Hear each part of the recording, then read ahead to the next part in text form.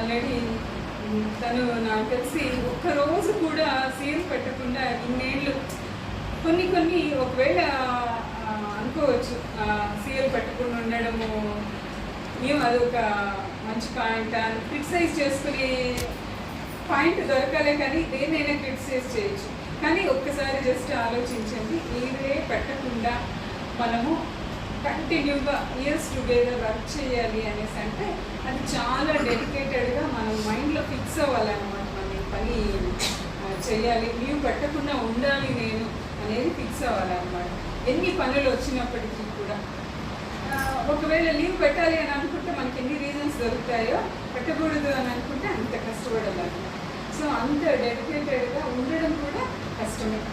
So మా family ఖచ్చితంగా వచ్చినట్టున్నారు.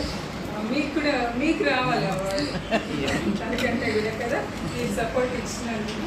కాబట్టి అది చాలా గొప్ప విషయము.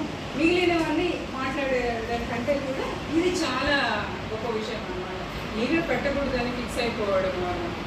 సో సింగిల్ టీచరు, ఒక టీచర్కి మేము లీవ్ అడ్జస్ట్ చేసే పనే లేదన్నమాట. ఇయర్లు రెడ్డమ్మకు ఒక ఫ్రీ సాకే కూడా మైండ్లో నుంచి ఎరేజ్ అయిపోయి ఉంటుంది కాబట్టి చాలా గొప్ప విషయము. అదే